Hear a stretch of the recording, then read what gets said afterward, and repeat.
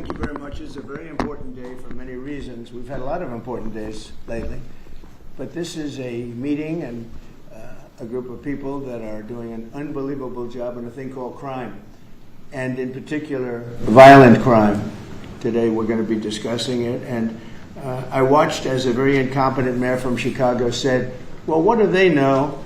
They only arrested 9 people. I said, 9 people? We didn't arrest 9 people. We actually arrested a total of well over 1,000 people. We took hundreds of guns away from young kids that were throwing them around like it was candy. We apprehended scores of illegal aliens. We seized dozens of illegal firearms. There have been 0 murders. It sounds sort of terrible to say. It's embarrassing. I did this over the weekend. I'm making a speech, and I acted like I was so proud as I said, we've had 0 murders in the last week. And some of these people were from foreign countries. They said, that doesn't sound so good. And I said, well, it doesn't sound good, but Washington was the most dangerous place in this country. And now, you know what? It's probably the safest place in our country. Everyone's starting to come here. The restaurants now you can't get in. Many of them closed because they couldn't open with crime. Everybody before me is happy what I'm doing. Most of you won't say that because you're radical left.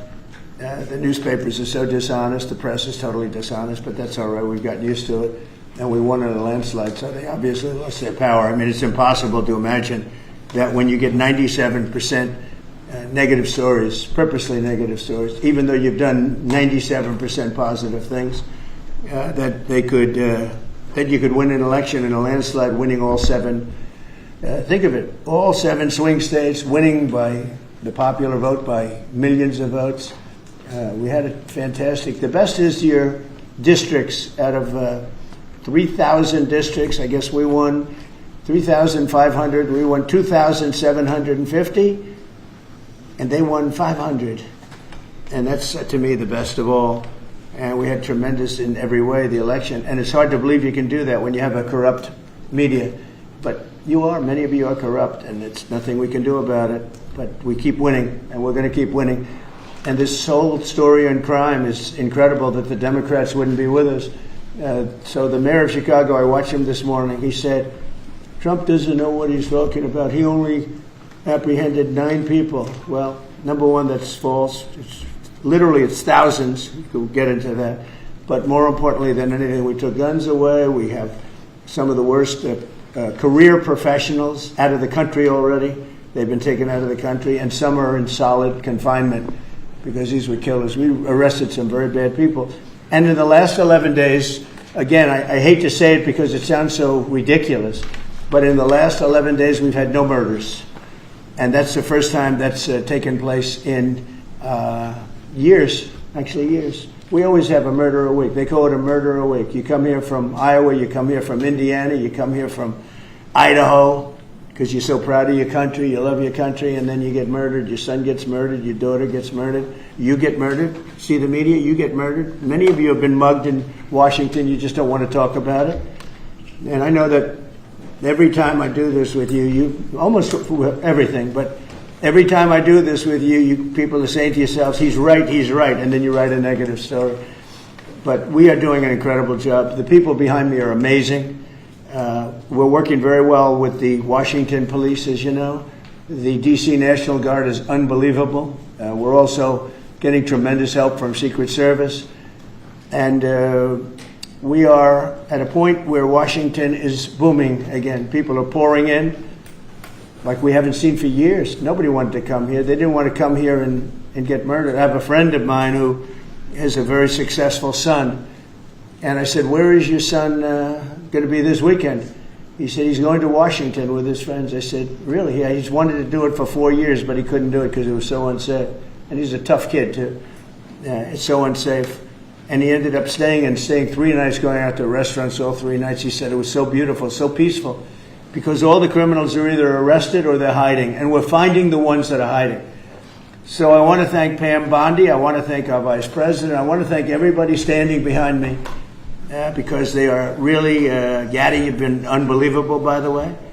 They have done an unbelievable job. They're working 24 hours a day. And Washington, D.C. is now in great shape. I'm going to be working with Clark Construction, which is by far your biggest construction company.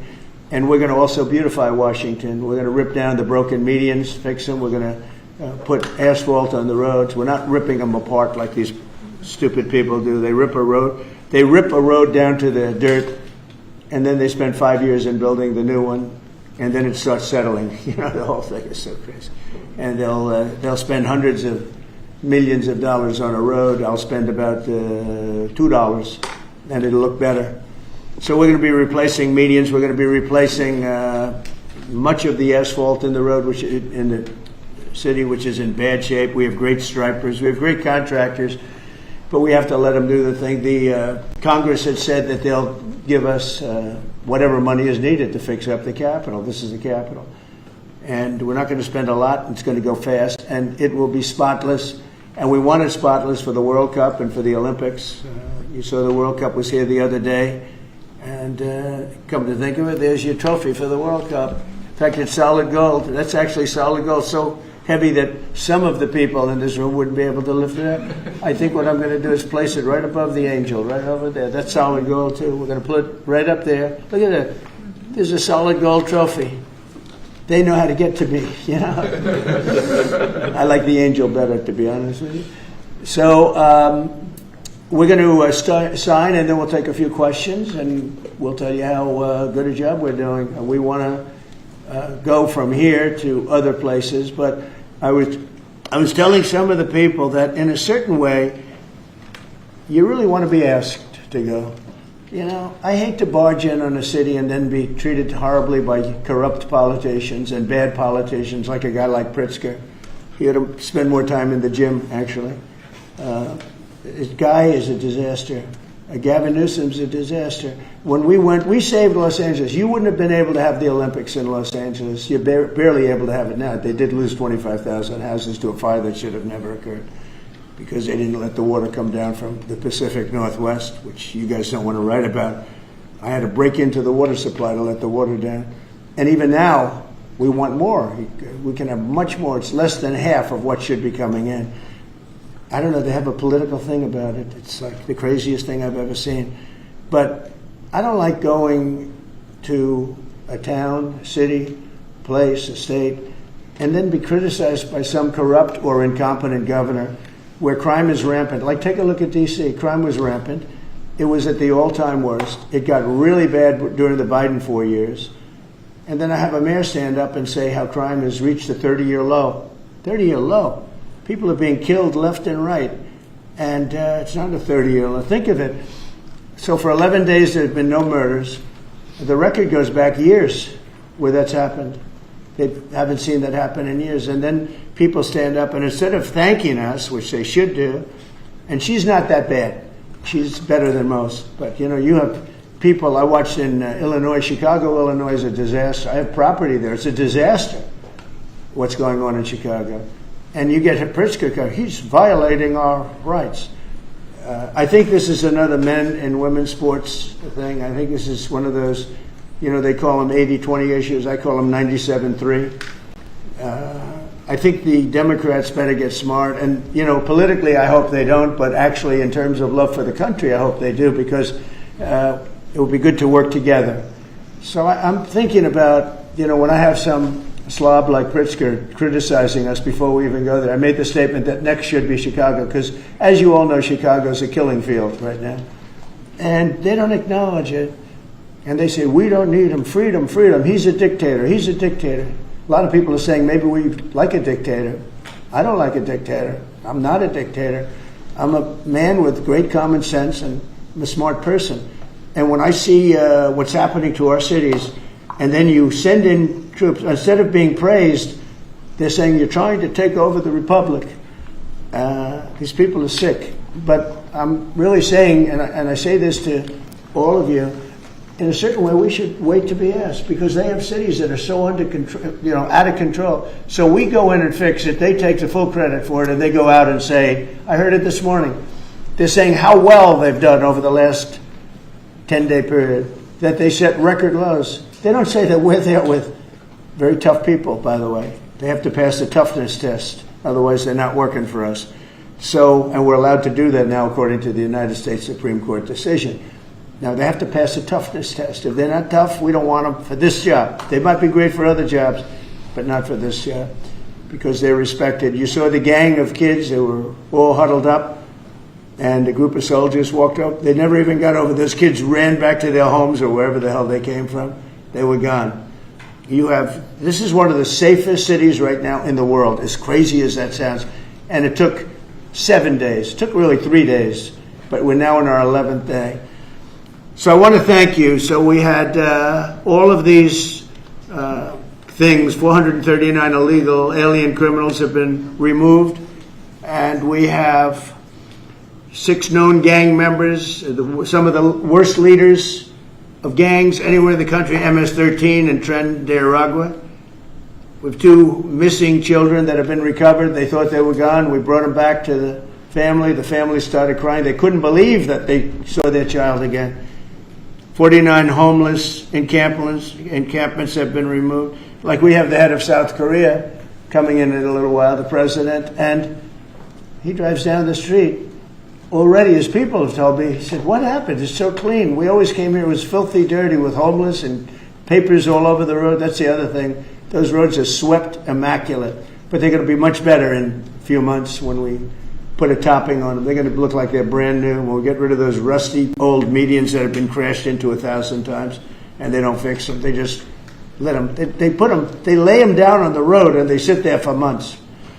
But we don't do that. We don't run things. We run things like we run this. We like clean, we like beautiful, we like safe, and that's what we're getting. So I'll start signing the executive orders. To me, this is a very, very big deal. One of the executive orders has to do with cashless bail. That was when the big crime in this country started. And I can tell you who did it, when, but I don't want to do that because others followed pretty quickly. But that was when it happened. Somebody kills somebody, they go in, don't worry about it, no cash, come back in a couple of months, we'll give you a trial. You never see the person again. And, I mean, they kill people and they get out. Cashless bail. They thought it was discriminatory to make people put up money because they just killed 3 people lying on a street. Any street, all over the country, cashless bail. We're ending it, but we're starting by ending it in D.C., and that we have the right to do through federalization. Okay, let's go. Could I ask you to say exactly what this is? Of course. So, as you've consistently identified, sir, cashless bail policies are a key driver of the disorder we see on city streets all over America. Catch and release system allows criminals to keep going back out onto the street and reoffending. What this executive order does, it charges your attorney general with identifying jurisdictions all over the country that have cashless bail policies, and then it withholds or revokes federal funds and grants that are flowing to those jurisdictions to ensure that we're only supporting the people who have reasonable common sense policies around crime. So what area does it cover? Potentially anywhere that has a cashless bail policy. So some of the largest cities, some of the most left-wing states in America Almost have adopted. all of them, right? Illinois would be a great example of that, sir. Oh, they have a great cashless bail. You don't even have to go to court sometimes. No, Illinois, I love that state. It's a great state, but it's run so badly by Pritzker. They threw him out of the family business and he becomes governor. Now he wants to run for president. I don't think that's going to happen. Okay, we'll sign right here, right? Sir. So important. And this isn't Republican, Democrat. This is, and by the way, most Democrats agree with this. But this is just, we got to bring our country back. Okay? That's a big one. Also on the issue of cashless bail, sir, this is a D.C.-specific executive order. In addition to the measures that we're taking that are quite similar to what we're doing around the country, in D.C. in particular, the objective is holding as many criminal defendants in federal custody and subjecting them to federal charges as possible. That means that they'll be held pre-trial in federal jail as opposed to just being cut back out on the streets due to a cashless bail policy. Okay? And we have the room. And by the way, the prison they have in D.C. is horrible. It's horrible. People were subjected to live in that dog trap for so long, so unfairly. I have stories, you'll be hearing about them. That prison is horrible. Okay? This is an executive order that contains a number of additional measures relating to crime and law enforcement in Washington, D.C. It charges, for example, your Secretary of Defense with establishing specialized units in both the D.C. National Guard and the National Guard units around the country, specifically trained and equipped to deal with public order issues. It charges all of your various federal law enforcement agencies with hiring additional personnel to allow them to surge personnel to Washington, D.C. to deal with the current emergency here. It does a number of other things in that space, and it also asks the Attorney General to look at D.C. Metropolitan Police general orders that have currently impeded law enforcement efforts in the city, and to potentially look at unwinding those that are stopping the police from doing their job effectively. And are we going to ask this to be codified by Congress, all of these things? I think we could potentially, yes, sir. I think so. I think we should. I think we'll get it too. I think Democrats will vote. Well, it's hard to believe that they might not, but I think Democrats will actually vote for this.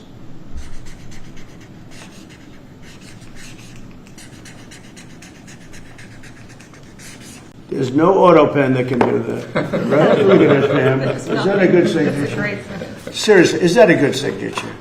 Who can write like that? Nobody. I don't know. That's the other thing. I assume we're looking at the whole auto pen scam.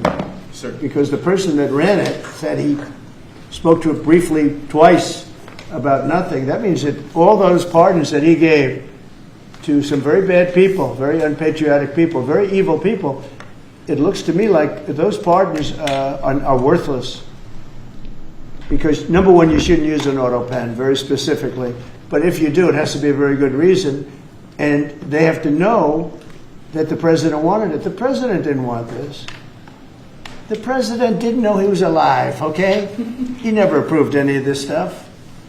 He wasn't for open borders and all the other things. He was never for open borders. I've known Biden a long time. He was never very sharp, but he was never in favor of open borders and all of the other things he did to destroy our country. Let's go. Lastly, sir, this is an executive order on flag burning. It charges your Attorney General. Would you listen to this? This is very important. Flag burning. All over the country, they're burning flags. All over the world, they burn the American flag. And as you know, through a very sad court, I guess it was a 5-4 decision, they called it freedom of speech. But there's another reason which is perhaps much more important. It's called death. Because what happens when you burn a flag is the area goes crazy. If you have hundreds of people, they go crazy. You can do other things. You can burn this piece of paper. But when you burn the American flag, it incites riots at levels that we've never seen before. People go crazy. In a way, both ways. There are some that are going crazy for doing it. There are others that are angry about them doing it. Do you want to discuss that? Sure. So what the executive order does, sir, it charges your Department of Justice with investigating instances of flag burning, and then where there's evidence of criminal activity, where prosecution wouldn't fall afoul of the First Amendment, and instructs the Department of Justice to prosecute those who are engaged in these instances of flag burning. And what the penalty is going to be, if you burn a flag, you get 1 year in jail. No early exits, no nothing. You get 1 year in jail. If you burn a flag, and what it does is incite to riot. I hope they use that language, by the way. Did they? Yeah, incitement is incite to riot. And you burn a flag, you get 1 year in jail. You don't get 10 years, you don't get 1 month. You get 1 year in jail, and it goes on your record. And you will see flag burning stopping immediately, just like when I signed the Statute and Monument Act. 10 years in jail if you hurt any of our beautiful monuments. Everybody left town. They were gone. Never had a problem after that. It's pretty amazing. We stopped it. But this is something that's, I don't know, in a certain way it's equally as important. Some people would say it's more important. Because the people in this country don't want to see our American flag burned and spit on. And by people that are, in many cases, paid agitators. They're paid by the radical left to do it. You talk to these people, they don't even know, half of them don't even know what they're doing. They say, I don't know, they gave me money to do this. I see the same things that you do. They're bad people. They're trying to destroy our nation. That's not working, because I think our nation now is the most respected nation anywhere in the world by far. You saw that with the European leaders on Friday. You saw that with NATO, where they agreed to go from 2% no pay to 5% fully paid up, trillions of dollars paid, where they respect your president to a level that they jokingly call me the president of Europe. They call me the president of Europe, which is an honor. I like Europe, and I like those people. They're good people. They're great leaders.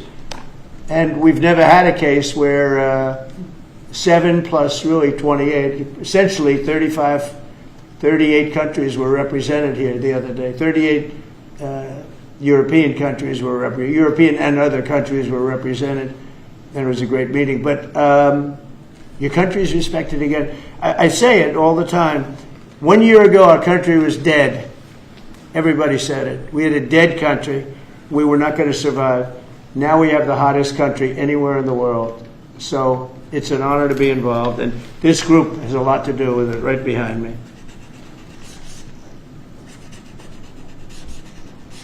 Does anybody behind me have anything? Pam, would you like to say something? Sure, President. Thank you for keeping D.C. safe. You know, just a couple examples of a mother, a single mom, whose house was burglarized, and the defendant got out on cashless bail, went back the next night and burglarized her house again. That's why this is so important. A man got in a fight with another guy. He had a gun. He was let out. Next night, he got up, went back, and killed him. So that's why it's so important, President, what you're doing. And thank you for protecting the American flag. And we'll do that without running afoul of the First Amendment as well. And President, I think I think Gaddy Serralta had something he wanted to give you on behalf of all the law enforcement who are out there every single night. Yes. Thank you for putting me in charge of this surge as the director of the United States Marshal Service. It's the oldest law enforcement agency. It was created in 1789. So on behalf of all the federal law enforcement agencies that we're working with and those that have yet to join the team, we thought it was only appropriate to present you with an honorary United States Marshal Service badge. And this badge comes with this little item right here, which is a handcuff key, Mr. President, because you continue through your policies and your efforts with your staff to unhandcuff law enforcement officers all over this nation. And I can tell you personally that they thank you for that. Thank you. That's beautiful. You can continue unhandcuffing law enforcement. That's a very great honor. I'll save that and put it someplace up, which is important. Thank you very much, Ken. I appreciate it. Thank you very much. Really nice. Thank you. That's very nice. Thank you. Well, we love those people. They're brave and they love our country and they don't want to see it. Do you know how many people volunteered for this job? And before I ask the VP to say a few words, because he feels very strongly about it, I think it's very important, Pam, that when we do this, that a state required, they come and ask us. I mean, I see Pritzker saying, we don't want them. In the meantime, his city is being shot to hell. And they do that politically. And they probably do want it. If we didn't go to Los Angeles, you would literally have had to call off the Olympics. It was so bad. And the sheriff and the law enforcement people, but the sheriff said, and he came out very strongly, he said, if we didn't have these people, we were not able to control it. Now, 4 days later, after we had it totally under control, we did that quickly. He changed his tune a little bit. Well, I think we could have done it, you know. They were dead. If we didn't send in the troops, Los Angeles was dead, the Olympics was gone, the World Cup was gone, everything was gone. We did a great job. And Newsom, you got he's an incompetent governor. But I think people should want us to be there, because otherwise all they'll do is complain as we do our job. So we'll have to think about that, okay?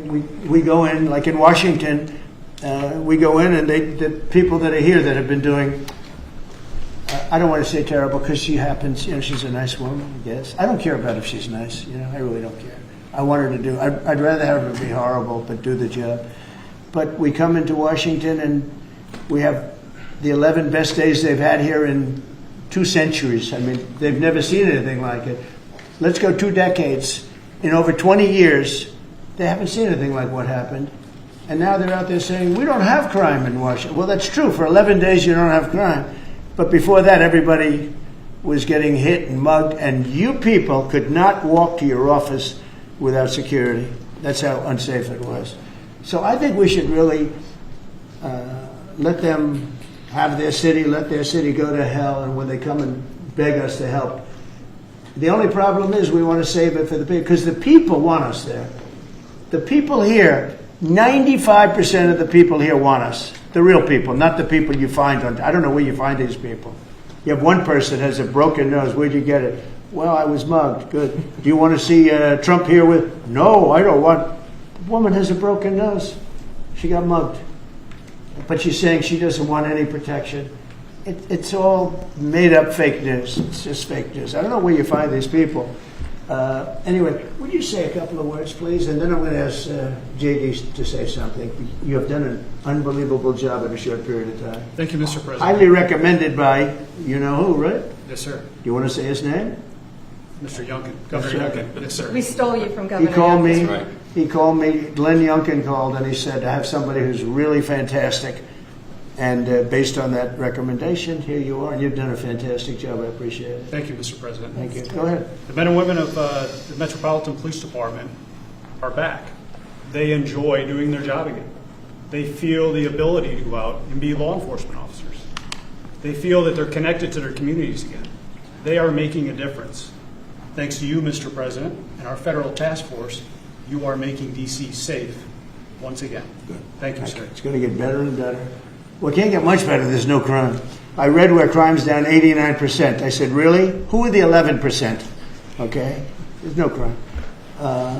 JD, please. Yes, sir. Well, thanks, Mr. President. Thanks to the incredible team here. You know, I want to echo something the President said, where you say there haven't been murders in a couple of weeks in D.C., and it doesn't sound good, but then you talk to local law enforcement, and I didn't realize that this town averaged one murder every other day for the last 20, 30 years, which means that in 2 short weeks, the President and the team have saved 6 or 7 lives, people who would have been killed on the streets of D.C., who are now living, breathing, spending time with their families, because the President had the willpower to say, no more. We're not going to give the streets of D.C. over to vagrants and robbers and murderers. And the last point I want to make, sir, to your point about we want people to welcome us, to ask us, because look at Governor Pritzker in Illinois, or Governor Newsom in Los Angeles, or Governor Moore in Maryland. They are angrier about the fact that the President of the United States is offering to help them get their crime under control than they are about the fact that murderers are running roughshod over their cities and have been for decades.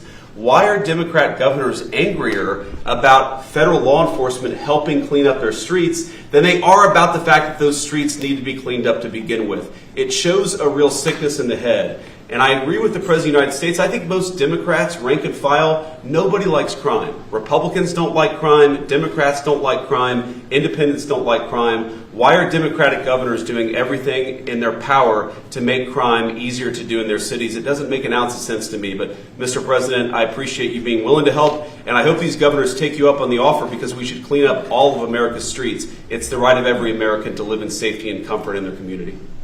And we've got the people to do it. They're signing up like they've never signed up before. Our military, as you know, during the campaign, nobody was signing up. We were way short of their goal, we were understaffed. Nobody wanted to be in the military. Nobody wanted to be a policeman. Nobody wanted to be a fireman. They didn't want anything to do with the country. We had an grossly incompetent president who, frankly, should not have been there. He should have never been there. The damage he did to this country is incalculable. I mean, just what he has done. So much of our effort are getting murderers and jailbirds and people out of this country who are drug dealers at the highest level. So much of the energy of people that he let in, it was an unforced error. But I don't think they think it's an error. But I don't believe he believed it. It was the radical lunatics that surrounded this guy at this desk, who are brilliant people, but with the wrong philosophy. There were some brilliant people, but they're evil people, and they're going to be brought down. They have to be brought down because they really hurt our country. But we're getting it back very quickly. And I'll tell you something, our country's now is stronger. I think we're more respected than we've been respected in 100 years. It's a whole different ballgame. JD, could I ask you, Yes, sir. You gave a stat on murders here. What were the numbers? You said in a short period of time how many people were murdered? Local law enforcement told me, sir, that in the past 20 or 30 years, D.C. has averaged a murder every other day. That's, 200 murders a year, 150, 250, but about every other day a person has been killed on the streets of Washington, D.C. We've been doing this for 2 weeks. 0 people killed. That's real lives saved that the media and, frankly, the entire Democratic Party should be saying, thank you for saving lives instead of attacking the President of the United States for doing so. When a person, unfortunately, will probably happen at some point when a person's murdered in D.C., it's going to be the biggest story maybe in history. Right? Yes, sir. Somebody was murdered in D.C. Trump is failing. No, we're not failing. We have a safe city. This is maybe the safest city in America right now. That's how good it is. And it would be nice to be appreciated. These people eventually, they're going to have to be appreciated for what they're doing. And they're going to have to be appreciated by the officials that are really happy when we go in because they've lost control of their place. Steve Miller, please say a few words. Thank you, sir. So just to, first of all, follow up on what the Vice President said. No police officer working in the city can remember a time in their lives when there has been no murders. You can work at the police department for 20 years, 30 years, your whole life. We've checked the records. No one can even find a record of being murder-free for as long as we've been murder-free under President Trump's leadership. Additionally, and the President spoke about this before, we've uncovered, in the process of uncovering, a massive scandal in Washington, D.C. with the doctoring of crime stats. And the Department of Justice, under the Attorney General, is leading the effort to uncover this. But when we ultimately share the results, it will stun you. The extent to which, even though D.C. had the worst crime in America, honestly measured, it dramatically understated how bad it was. There's even accusations that murders and homicides were reported as accidents instead of murders. I mean, this is how severe the manipulation of the crime data has been in this city, and it will all be uncovered and it will all be brought to light. I've had a chance to spend some time, as has everyone here, with the police officers in the city. Members of the public are going up to them and thanking them, just overflowing with gratitude, because for the first time in their lives, they can use the parks, they can walk on the streets. You have people who can walk freely at night without having to worry about being robbed or mugged. They're wearing their watches again. They're wearing jewelry again. They're carrying purses again. People had changed their whole lives in this city for fear of being murdered, mugged, and carjacked. It is a literal statement that President Trump has freed 700,000 people in this city who were living under the rule of criminals and thugs. And the last thing I'll say is that under the efforts of Terry, to my left and many here, what they found also is that the street criminals here in Washington, D.C. were doing business directly with the transnational criminal cartels, the foreign terrorist organizations. So not only was the city being run by these criminal thugs, but they were working with some of the most dangerous terrorist organizations on the planet to traffic weapons and drugs into this city. And what we are uncovering every day is shocking to us, and we look forward to sharing all the results with you. But President Trump, your leadership has uncovered some of the great public safety scandals of our life, and now because of you, people are safe and free for the first time ever in this city. Thank you very much, Steve. In Los Angeles, Beverly Hills is, a great place. I have a house there. I had a house there. I used to spend a lot of time there. And a great place. Do you know that I have friends, they leave their trunk open for their car because they know they're going to be vandalized. They don't want the trunk ripped off in order for them to steal what's in the back. They leave the doors open so when they go in to steal the radio or whatever they take, that they don't rip off the door. They leave the doors totally open so the criminals, when they go and open the door, they'll have to break the windows and kill the car in order to steal whatever it is in the car that they're looking for. And that's at a level that nobody's ever seen before. Nobody lives like that. I have another friend, he has a garage, and in order to save his garage door, he leaves it open so that people can just walk into his garage, take whatever they want, and leave.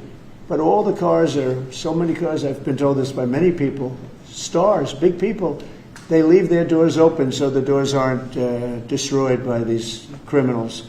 All over Los Angeles this is taking place. And you know that. I mean, you've heard that. Christy, could you say a few words? Sure. Well, Mr. President, I think one of the most impactful statistics that you used today was of the 1,000 arrests that have happened already so far, 439 of them were illegal criminals, which means they never should have been in this country to begin with. That they were in this country, invaded over our southern border or our northern border or maritime seas, and then they committed crimes against the American people. So by getting those individuals incarcerated, we've stopped those violent crimes from happening here in the city. And sir, they do. Exactly like Stephen was talking, they have ties to cartels. They have networks across this country and other cities. So by what you're doing here is going to have a ripple effect in Miami, in Chicago, in other cities, because you're grabbing those networks and giving us information and targeting information to go and get more criminals across this country. So thank you for the work that you're doing. We have ICE and CBP, Federal Protective Services, Secret Service, HSI. All of our officers are working with all the other agencies every day here in DC, and they're so proud to have this kind of partnership. So they're so glad that you're letting them do their jobs again. And I don't know if you've heard, sir, but the recruitment campaign for ICE, when we were going to hire 10,000 new officers, we've got over 130,000 people that have applied and raised their hands and said they want to work with ICE. So no matter what the fake news says or what the media says about ICE not having support, they've got incredible support from the American people. People want to join them and help them do what they're doing to make America safe again. So thank you for the I was going to say that our recruitment drive, it was dead. During the campaign, they couldn't get, every story was the Army can't fill up, the Marines, none of them could fill up. They were way behind. We couldn't get anybody to go into the military, couldn't get any police. We have just set records on everybody wants to be in. Everybody wants to go in. And we're taking incredible people. I mean, the level of, because of the Supreme Court, it's based on merit. It's all based on merit now. It's not based on anything else. You got to, if you need strong people, you have to get strong people. It's all based on merit. But we're setting records in the Army, Navy, Air Force, Marines, the Coast Guard. One of my favorites, because I happen to have created it, Space Force. We're very proud of Space Force. It's amazing what it's doing. We're leading in space now. China was killing us. Russia was beating us. China was killing us. We're now killing China. We are leading in space by a lot because of Space Force. So we're very proud. But everybody wants to go in. We went from not, and you know how bad that is for the spirit when every story that you were writing a year ago was that nobody wants to go into the military anymore. And if you're in the military, you know how deflating that is? You go home to your family. Nobody wants a job that you have. Well, now it's the opposite. Everybody wants to be there. And that includes police and fire and everything else. You're doing a good job. Thank you, sir. You're stopping a lot of wars. just the presidents we're stopping. We've stopped 7 wars. And really, the number is actually 10. We're not including a couple, and we're not including in there what we did with Iran, stopping their nuclear play. They would have had within a month or two, they would have had a nice big nuclear weapon to use. That's not going to happen. That won't happen. Pete, go ahead, please. Yes, sir. Well, Mr. President, thank you very much for your leadership, and the Defense Department is proud to be a part of this task force. Just like we have been down at the southwest border, where crossings are at 0. We've got national defense areas where we're working with Border Patrol to secure the southern border for the American people. Just like Los Angeles, where ICE officers deserve to do their job without being attacked, we're really proud to be a part of defending the nation's capital and ensuring it is safe and beautiful and working with law enforcement. And Mr. President, let me tell you, the morale of the troops, getting out there talking to them, they love this mission. They're grateful to be doing it, whether they're D.C. National Guard or other state National Guards. And at your direction as well, sir, it's just common sense to make sure they're armed as well. And so we're rolling out ensuring they're armed, capable of defending themselves and others if need be, supporting law enforcement, and we're proud to be there, sir. Well, look at the mission you just accomplished with Iran. 36 hours back and forth, flawless. Every bomb hit its target. They went right down those chutes, dark at night, no moon, no nothing. Every target, every bomb went right down. They have a chute that goes right down deep into the mountain. And they shouldn't have put ventilation in, I can tell you, because we use that for our advantage. But what they did, and we had the pilots and even the people that took care of the planes, we had a whole group of people at the White House a couple of weeks ago. And, I didn't realize this, but they said, we've been looking at their predecessors, and then these were the pilots. They said, we gave them beautiful medals. And I'll show you the medal. Gave them a medal just like this. See? Just like that. They were so happy. Gave a lot of them out for that. It was an incredible job. You know, we had 52 tankers. People don't realize, so that they could refuel. We had many fighter jets, F-22s, F-35s. We had many. It was an amazing operation. It was flawless. Compare that to the operation when they went in with the helicopters crashing and everyone running around the desert, and the prisoners being taken, and that was Jimmy Carter. And what a horrible thing. This was the exact opposite. This was the exact opposite of what they did in leaving a very, very nice place. The Taliban runs a tough operation in Afghanistan, and I think it was the most embarrassing day in the history of our country. That was Biden. I was leaving, and we would have left through strength, tremendous strength. We would have kept Bagram, which is the air base, one of the largest runways in the world, one of the most powerful. You could land anything on it, many, many feet thick. You don't build them that way anymore. You can't. But we left it, and now China's occupying that air base. This was the most incompetent administration in history, the Biden administration. And you're just lucky that they lost, because if they won, you wouldn't have a country anymore. And so, Pete, you started up by saying the Department of Defense. And somehow it didn't sound good to me. You know, it didn't sound good. Defense, what are we defense? Why are we defense? So it used to be called the Department of War. And it had a stronger sound. And as you know, we won World War I, we won World War II, we won everything. Now we have a Department of Defense with defenders. I don't know. If you people want to, standing behind me, if you take a little vote, if you want to change it back to what it was when we used to win wars all the time, that's okay with me. All right? That's coming soon, sir. You let me know if you want to do it. I think Department of War. It just sounded bad. He said, sir, on behalf of the Department of Defense. Defense.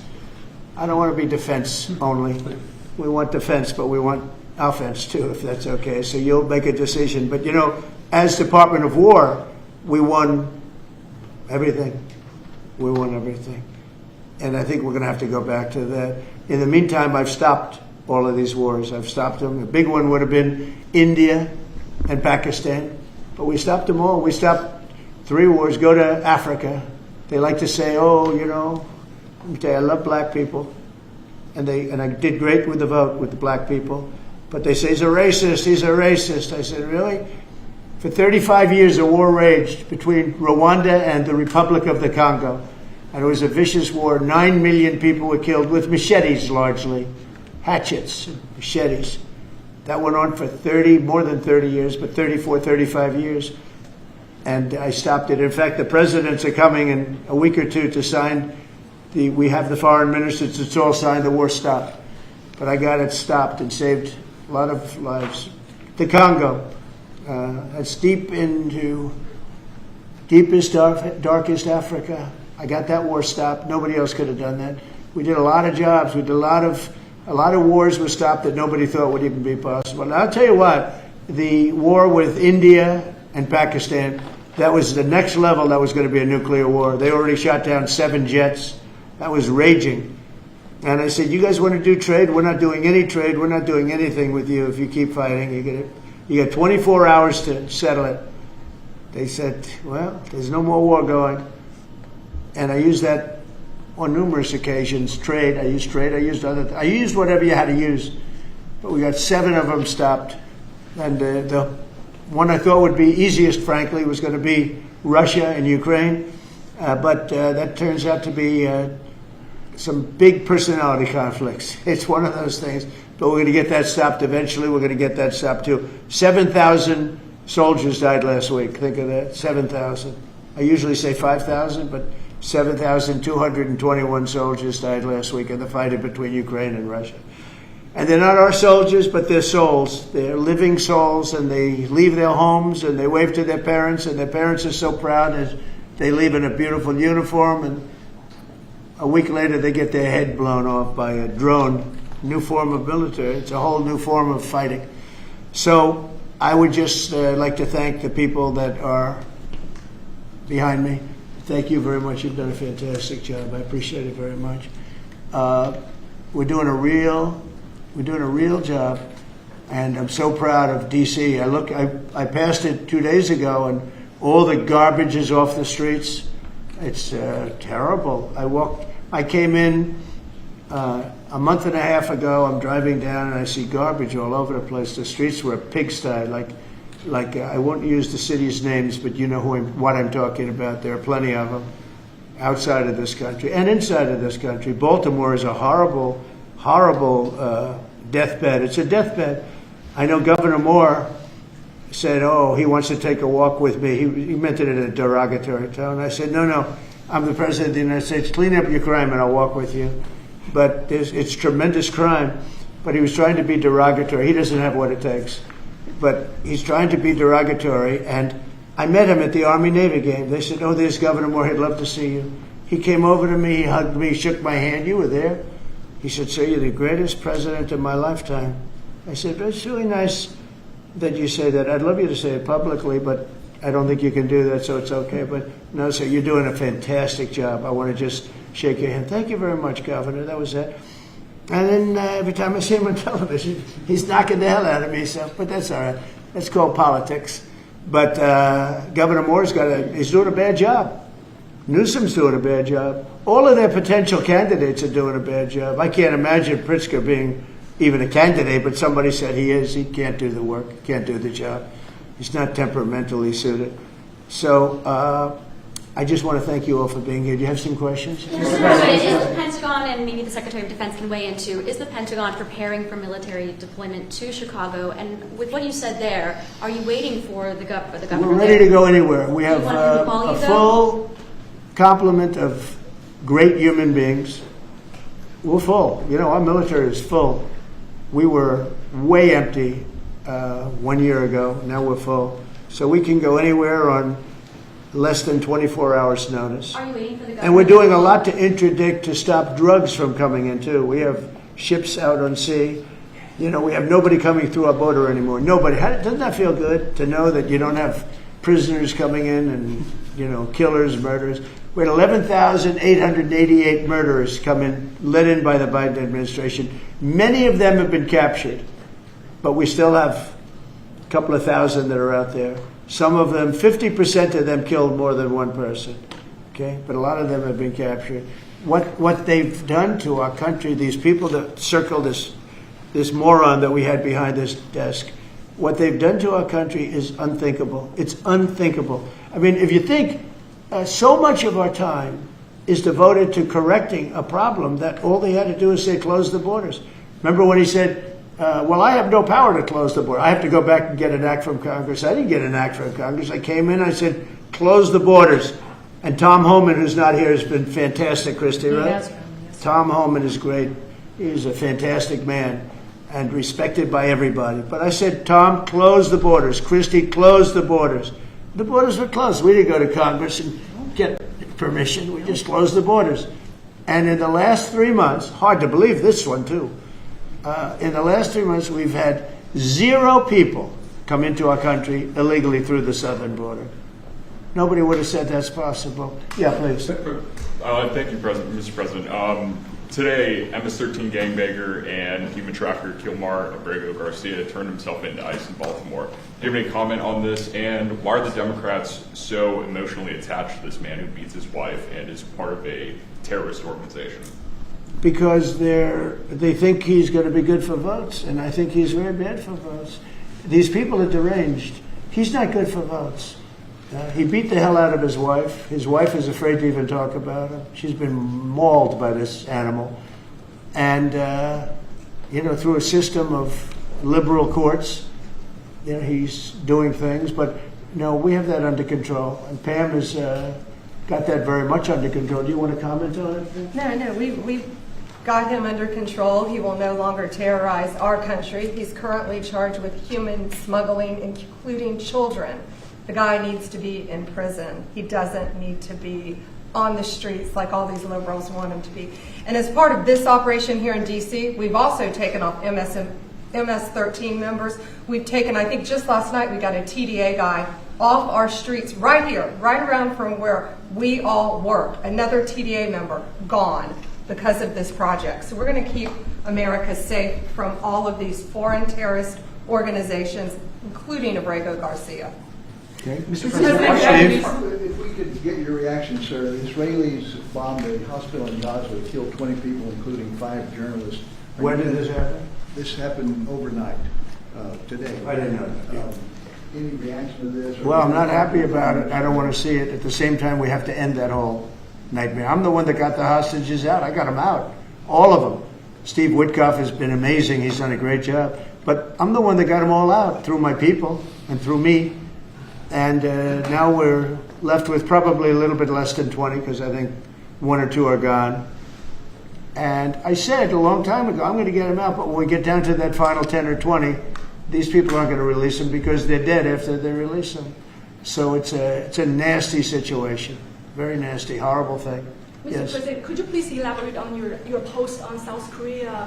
What were you referring to? Well, I heard that there were raids on churches over the last few days, very vicious raids on churches by the new government in South Korea, that they even went into our military base and got information. They probably shouldn't have done that, but I heard bad things. I don't know if it's true or not. I'll be finding out. As you know, your new president's coming in just a couple of hours, coming here. I look forward to meeting him. But we won't stand for that. We just won't stand for that. Yes. Are you prepared to order National Guard troops, though, into American cities if those governors don't request the federal deployment? I am, but I also think that, look, Chicago, everybody knows how bad it is. Everybody standing there knows. We know. You don't have to be doing any studies. They should be saying, please come in.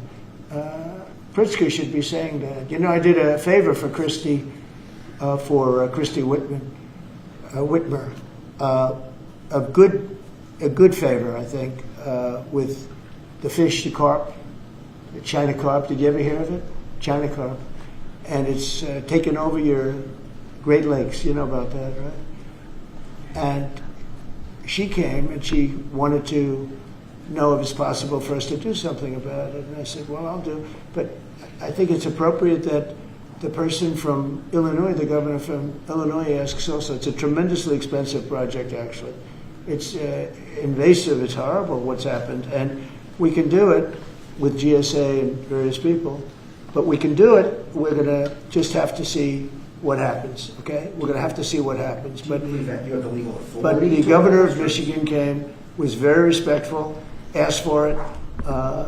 She's done a good job.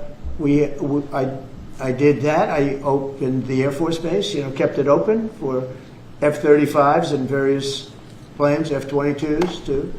I did that for the state of Michigan at her request.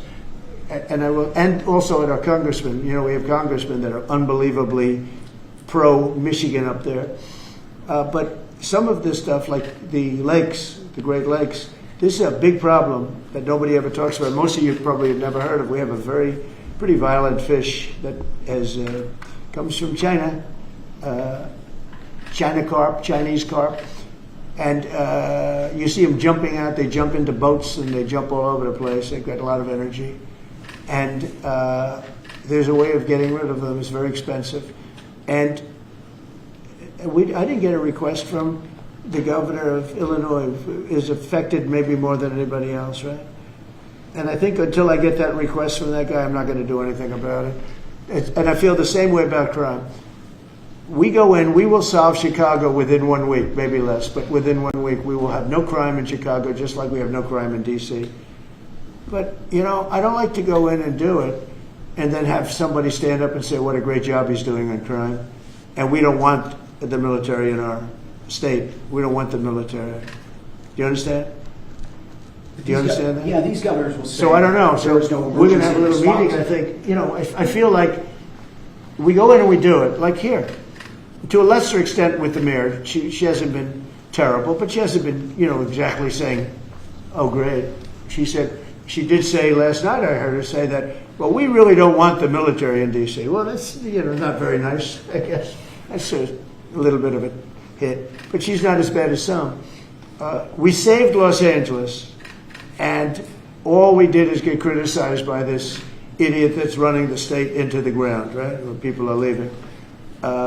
He should be thanking us, and he should be requesting us to be there. And the governor of Illinois should be. Chicago's a disaster. And the governor of Illinois should say, President, would you do us the honor of cleaning up our city. We need help. They need help. They need help. So are you But waiting without for that request, We may wait. We may or may not. We may just go in and do it, which is probably what we should do. The problem is, it's not nice when you go in and do it and somebody else is standing there saying, as we give great results, say, we don't want the military. They need help badly. Chicago desperately needs help. Just look at the crime statistics. Look at the statistics that JD said about, even I didn't know it was that bad. That's terrible. But all I know is we're being celebrated because we went an entire week. Now it's 11 days. We went an entire week without a murder. And I said, boy, that sounds terrible. I didn't know how to, I actually made a speech. I didn't know how to say it because it's a great number. It's a great thing. But it sounds so bad. I mean, supposing you're from a foreign country, which is properly run, and they don't have murders and things, right, so much, or in some cases virtually at all. And you have somebody saying, I'm proud to announce that nobody was murdered in the capital of the United States this week. It sounds terrible. But Mr. President, Gavin Newsom, you've mentioned Gavin Newsom on crime. Gavin Newsom, yes. Is there a federal mechanism you're hoping to use to fight back against his redistricting constitutional amendment, or is that... Well, I think I'm going to be filing a lawsuit pretty soon, and I think we're going to be very successful in it. We're going to be filing it through the Department of Justice. That's going to happen. And we're also going to be filing a lawsuit on blue slipping. You know, blue slips make it impossible for me as president to appoint a judge or a U.S. attorney because they have a gentleman's agreement. It's nothing memorialized. It's a gentleman's agreement that's about 100 years old, where if you have a president like a Republican and if you have a Democrat senator, that senator can stop you from appointing a judge or a U.S. attorney. In particular, those are the two, I guess anything, but those are the two that are very important. So we have numerous states where we have unbelievable people. Now, Jay Clayton was just approved in the Southern District, but he was so good. He was a top student, top schools, top everything, went to Sullivan and Cromwell, became the head of Sullivan and Cromwell, came down here, was Securities and Exchange Commission, ran it for 4 years during my term, like impeccably, beautiful job. He did an incredible job. And we went to court, and the judges, Democrat judges, voted that he could. That's the only way you get by it. But generally speaking, you can't do that because you'll have judges from the other party. So Jay Clayton just got approved, and he's in, but he didn't get approved by the senators. He got approved by the court system in New York, which was a great thing. And I had a big victory in New York, I might add. I saved myself $500 million with a fake, corrupt attorney general, a really corrupt person with a corrupt judge who was disgraceful, and they're being mauled right now by everybody. It's so corrupt, and it kept business out of New York, stuff like that. But the appellate division vacated all of that stuff that you read about, and we're going to do a big number on that whole thing. You can't have a corrupt court system. You can't have that. You have to have borders, and you have to have a free press. Otherwise, you don't have a country. But you'll be hearing about the blue slipping, because if you have not, you don't need two senators. You just need one Democrat senator with a Republican. The only person that I can get approved are Democrats or maybe weak Republicans, but we don't want that.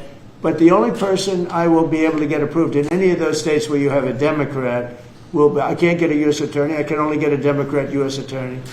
And this is based on an old custom. It's not based on law, and I think it's unconstitutional, and I'll probably be filing a suit on that pretty soon. Yeah, please. During the campaign, you called Kamala Harris a communist, but the Biden-Harris administration, they never called for nationalizing a private company with the federal government like you're proposing with Intel.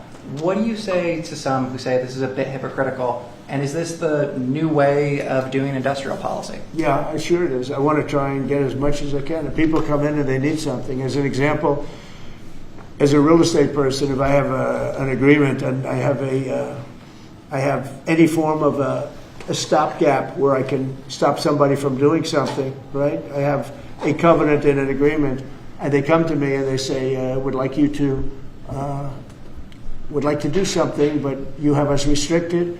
if I do that, they usually have to pay. Now, in the case of Intel, it was interesting, but I hope I'm going to have many more cases like it.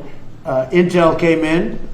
I met with the gentleman. I had a lot of respect for him. He came in under a little bit of a cloud. I liked his story. I thought he was good. I think he really means to do a good job with Intel. I said, I'd like to ask whether or not you'd because the story, a lot of people said I invested in Intel. I didn't invest, but I invest my heart in it and my soul because I want the country to be strong. But I said, I'd like you to give 10% of Intel to the United States of America. Not to me, to the United States of America. And I said, if you have them as a partner, you have the United States as a partner, I think that would be a very good thing for Intel. And he thought about it, a little bit different, and he said, I like that idea very much. We have a deal. And I just made $10 billion or $11 billion for the United States of America. And yeah, there will be other cases. If I have that opportunity again, I would do that. And then, you do have stupid people say, oh, that's a shame. But it's not a shame. It's called business. If somebody's willing to give you 10% of a company and you're not paying for it, and I will tell you, with a company like Intel, as you know, it's had difficulty. I want them to do well. I want them to do well anyway, but I want them to do well in particular then. But isn't public ownership of a private company a new way of doing business in the business of the United States? Isn't that what you were sort of projecting? So are tariffs. So, as you know, the stock market went up almost 1,000 points on Friday. And it went up not because of this very, I think, terrible, hello, who is that back there? All right, get out of the room. It went up because of something much different. It went up because it was announced, CBO announced the numbers, and as you know, they gave no credit to tariffs. They said they made a mistake, that the trade deficit will be reduced because of Trump's tariffs, will be reduced by $4 trillion, right? Is that what they said, right? They said $4 trillion, and the market went up like a rocket ship because the tariffs are good. Well, tariffs aren't that usual. If the 7 wars I stopped, 4 of them were because of the fact that I had tariffs and trade. And I was able to say, well, if you do this, if you go fight and you want to kill everybody, that's okay. But I'm going to charge you each 100% tariff when you trade with us. You know what? They all gave up. I stopped 7 wars. Numerous of them was because of tariffs. So, you never knew the word tariff. It didn't exist really, essentially, in this country until actually in the 1870s up till 1913 it existed. And we were the richest country. We were richer then, proportionately, than at any time in the history of our country. And then, stupidly, in 1913, they said, let's go to the income tax way of life. Let the people pay instead of foreign countries. No. We're taking in trillions of dollars in tariffs, and we're stopping wars because of tariffs. So that's not so normal either. But you know what? Other countries did it to us, and now we're doing it to other countries. You ruled out boots on the ground in Ukraine, but how would air support as part of a security guarantee be any different? Those U.S. Well, you really went from one question to the next. You go from one. I expected he'd at least challenge you. Now we're talking about boots on the ground. But U.S. air assets over the skies of Ukraine as part of a security guarantee. Wouldn't those U.S. airmen also be Well, in you danger? don't know what security guarantee is because we haven't even discussed the specifics of it. And we'll see.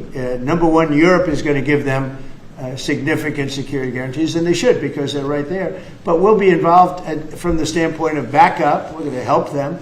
And I think if we get a deal, and I think we will, but if we get a deal, you're not going to. I don't believe you're going to have much of a problem. But we'll back it up because I want to stop seeing people being killed. When Biden was here, he gave $350 billion. You know this from covering business. $350 billion to Ukraine. I said that Zelensky's the greatest salesman I think I've ever met, better than P.T. Barnum, because he'd come to the country, he'd walk out with $50 billion every time. He actually came here once, he walked out with $100 billion. We're up to $350 billion. I got $1 trillion worth of rare earth that we have from the country because I felt badly for our taxpayer. But I did something else at the NATO meeting. They are wealthy countries, but they weren't paying. And we don't pay any money to Ukraine anymore. Do you know that? In fact, it's the opposite. They request through NATO. We deal with NATO. We don't deal really with Ukraine. NATO requests missiles. They want Patriots. They want missiles.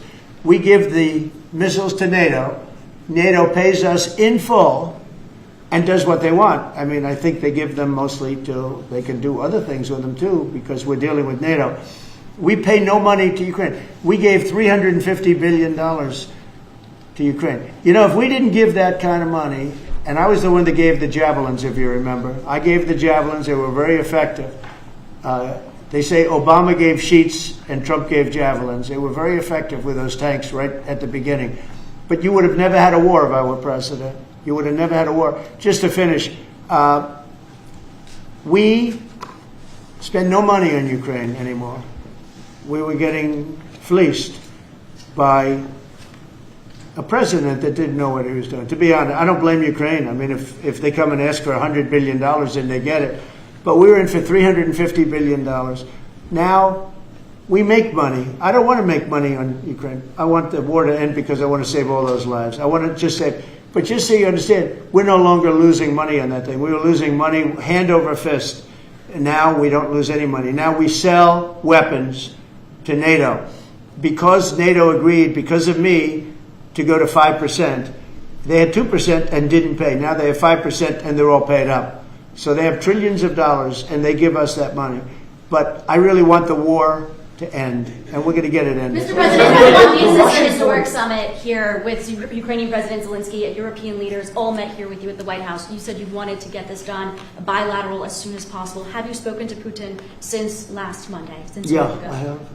What is your conversation? Or can you share? Every conversation I have with him is a good conversation, and then unfortunately a bomb is loaded up into Kiev or someplace, and then I get very angry about it. I think we're going to get the war done. It's tough. I thought that would be, of the 7 that I settled, I thought that would be the easiest of the group. See, you never know what's going to happen. You know, war, strange things happen in war. The fact that he went to Alaska, our country, I think was a big statement that he wants to get it done. That was not easy for him to go to Alaska, you know, for him to come here. But the fact that he showed up on a very successful day, it was a very successful day for other things. Because, you know, we're also talking about missiles, nuclear. We're talking about a lot of different things. We're talking about limiting nuclear weapons. We'll get China into that. We have the most. Russia has the second most, and China has third, but China is way behind, but they'll catch us in 5 years. We would like to denuclearize. It's too much power, and we talked about that also. That's part of it, but we have to get the war over with. On Baltimore, sir. Thank you. On Baltimore, you said that you are going to have to reconsider bridge funding. Is that contingent on Westmore cleaning up the streets? No, we were very generous to him on a bridge. You know, a boat ran into a bridge and the bridge came down like I've never seen anything. The boat was just, it just shows you the mass of that boat, the power of that boat. You know, people were up on that bridge, painters. They were painting the bridge and they were watching it happen. And they thought they were very safe. They all died. They were painting the bridge, can you imagine? And they watched the boat. The engines were off, and they watched the boat, and the power of that boat, the mass of that boat, went right through that steel just like it was nothing. It's amazing. It's called mass. Mass is a big deal. But the mass of that boat, those people all died. But they thought they were totally safe. They were eating their lunch. They were, you know, whatever. They were watching it. They could have gotten off. Somebody did a very good job. A police officer called in and said, close the bridge, and he did it with power. Get everybody off the bridge, close that. That guy should get a medal because he stopped the bridge. A lot of people would have died. A lot more people would have died. The ones that died were the workers on the bridge. And they thought there was no danger because, you know, it's a big steel bridge. And it came down like toothpicks. It was incredible to watch that. It was just, and they died. They all died. But that police officer, again, the police do a great job. The police officer did an amazing job. And I heard the tapes. He would say, get everybody off. Most people wouldn't have said that. You know, when you see a thing like that, you assume it's going to, tap the bridge and it's going to be rebuffed. The thing just came down. I've never seen anything like it. So he did a good job. In fact, I think we should get him in for a medal. The man that gave the warning, I listened to him. Everybody get off screaming. Everybody off. He had the sense to realize that this could be a catastrophe as opposed to a ship because the engines weren't working. It was just floating. It's an amazing thing that a thing floating like that with no power just knocked it right down like it was nothing. So Let's do that. Let's give him a medal. I've been thinking about that. Mrs. President, do you plan to investigate Chris Christie? Say what? Do you plan to investigate Chris Christie? Look, Chris is a slob. Everybody knows it. I know Chris better than anybody in the room. I always felt he was guilty. But what he did is he took the George Washington Bridge, which is very serious. He closed down the George Washington Bridge. And you have medical people, you had ambulances caught up. This thing was closed down. And obviously he knew about it. But he blamed the young lady that worked for him and another person, and they got into a lot of trouble. She ultimately was, I don't know, exonerated, but she got out of it a little bit. But she went through hell. She was a young mother, nice person. I knew her a little bit. And another man went to jail. And Chris got off. And so when I listen to Chris speak his hate, I say, oh, what about the George Washington Bridge? Tell me about the George Washington Bridge. He blamed other people, but he knew all about it. So no, I don't know if they want to look at it. It's not for me. If they want to look at it, they can. You can ask Pam. I think we have other things to do, but I always thought he got away with murder. Mr. President, do you plan to make an endorsement in the Texas Senate race between Ken Paxton and John Cornyn? Well, I'll make up my mind. I like them both. The worst situation I have is when I have two people that I get along with well. I hate it. And they all want the endorsement. I'm almost 100% of the people I endorse win. It's a great honor. And I got, as you know, I got the largest vote in the history of Texas by far. Nobody's ever gotten more votes in the last election. I think in all the elections, the 3 elections. But they like me in Texas. So people are waiting for me, but I'd rather not comment on it right now. I like both guys. They're both friends of mine. And they're both good and very different. There's some talk among congressional Republicans about another reconciliation bill. Where do you fall on that, and what would you like to prioritize? Well, I don't want to do cutting. I want to save all the different things. I'm going to cut things that are unnecessary, but the one thing I said, and I gave my word, we're not going to hurt anybody on Medicaid, Medicare, or Social Security. And in fact, we're doing great on Social Security. We found 300,000 illegals on Social Security. We got them out.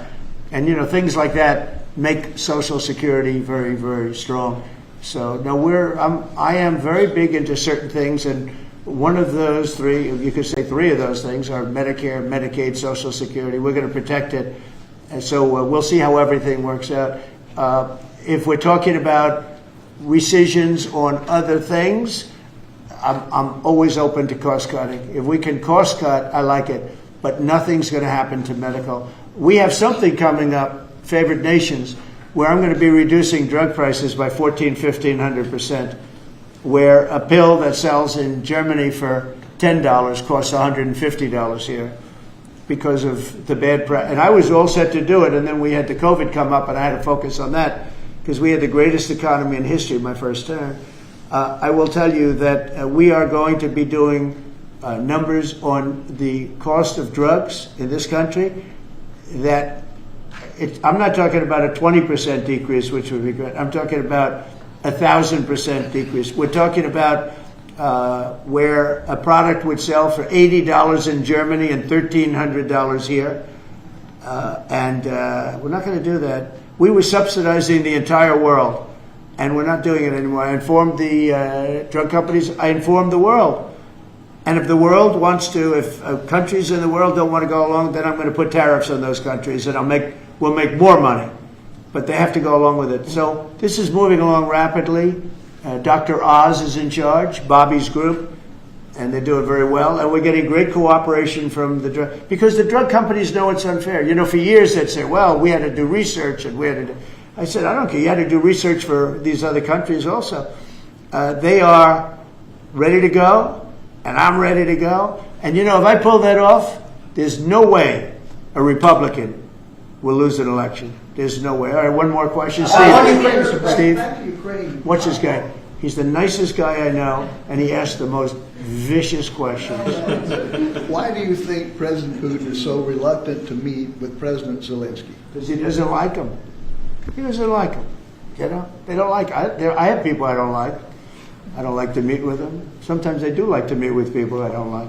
So how do you get them together? They don't like each other, really.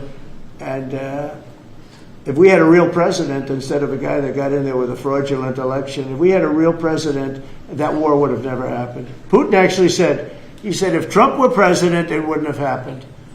Happened for a lot of reasons. Happened because of Afghanistan. When he saw how incompetent Milley was and all these guys were, I think he said, wow, this might be, because it was the apple of his eye. It would have never happened if I were president. Mr. President, you have built a relationship with Russian leaders and also North Korean leaders. As they are getting closer, how would that affect your diplomatic approach? Well, I have very good relationships with Kim Jong-un, North Korea. I mean, a lot of people would say, oh, that's terrible. No, it's good. In fact, someday I'll see him. I look forward to seeing him. He was very good with me. We had 2 meetings. We had 2 summits. We got along great. I know him better than you do. I know him better than anybody, almost, other than his sister. His sister knows him pretty well. No, I know him well, and I got along with him. You know, I'm not supposed to say I really like him a lot, because if I do that, I get killed in the fake news media.